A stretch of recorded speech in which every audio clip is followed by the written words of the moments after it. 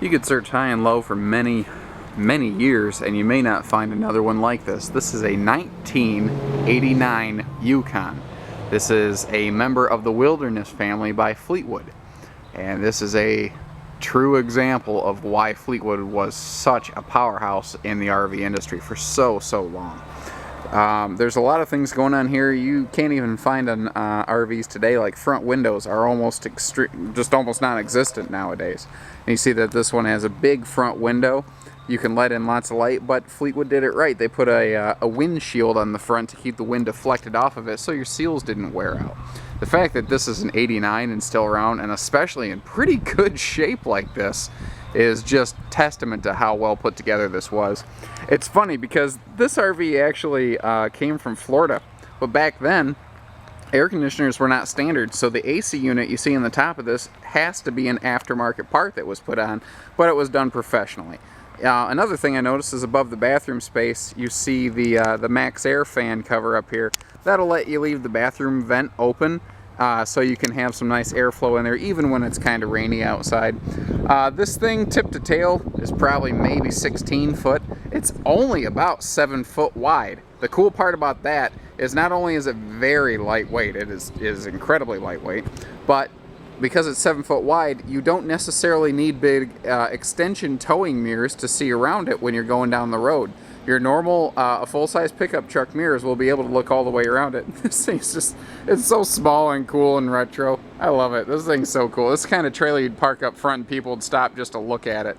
And even the awning is about as big as it could be. It's got a 12-foot awning on here roughly, but you can't get much bigger than that. Maybe 10 foot. 12 might be a little aggressive. Stepping inside here, it doesn't disappoint. A lot of times when you see old trailers like this, you're like, all right, how bad is it in here? It's not. It's pretty darn cute and it's in pretty good shape. Quick thing here in the bathroom. This is the technical term for this place here is called a wet bath. That is when the shower and the stool are kind of in the same closet. It does, however, have a little more legroom than most of those that you'll find. I've also heard this referred to as the 3 S's, which is probably my favorite name for it. Now, the refrigerator is not a gas and electric RV fridge, and that's extremely common in old campers. This is electric only, so if you're hooked up to park power, you'll have your refrigerator. The reason being, the gas unit on an RV fridge is very expensive. And when a lot of people find out how much it is to replace a gas and electric fridge, they'll just go put an electric only fridge in it, you know, down from Home Depot or wherever. They also did a nice job of adding a modern stereo up here, but you'll see a lot of things like that in here where they did a couple little updates, but they didn't scar it up and they didn't really make the thing look terrible. Got a furnace unit right here to keep you warm. You're going to see drawers and storage just packed everywhere they possibly could. Now this I thought was cool. They have a pair of these big pull-out countertops just to give you as much space as possible to prepare things or set things, or, you know, even if you just have a soda and you're sitting here on the table and you want a place to set it, there you go. It's perfect. Nice clothing storage closet right here.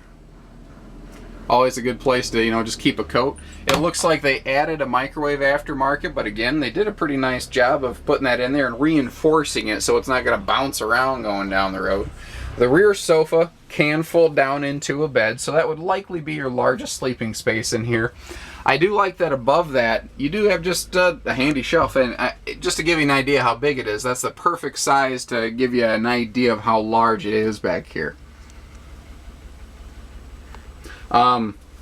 Spin you around real quick. Extra storage cabinetry above the kitchen.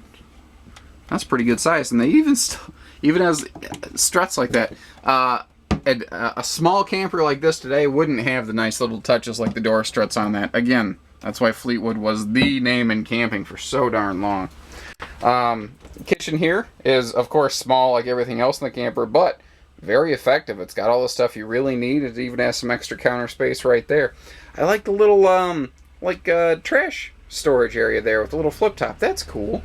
I'm a sucker for little stuff like that, obviously. Now your dinette here up front obviously will fold down into another sleeping space. You have TV hookups over in the corner here, so if you want to set a little TV screen on the table, you can do that. And this is a very classic item you don't generally see anymore, is a flip down bunk. If you plan to use it as a bunk space, you can throw a bed mat up there and everyone goes home happy. Short of that, you can just use it like an extra cabinet. And you see that it clips up with these little clip jobs over here. See if I can do this with one hand. There you go. That's how easy it is. You can do this literally with one hand, and then you can use it like an extra overhead cabinet. So that pretty much sums it up. Let's step back outside here, but man, I tell you, you're going to be hard-pressed to find a little one like this in this good a shape. Lightweight, cute little job. Give us a call, 800-256-5196. Haylett RV of Coldwater, Michigan. Thank you, everyone. Take care, stay safe, happy camping.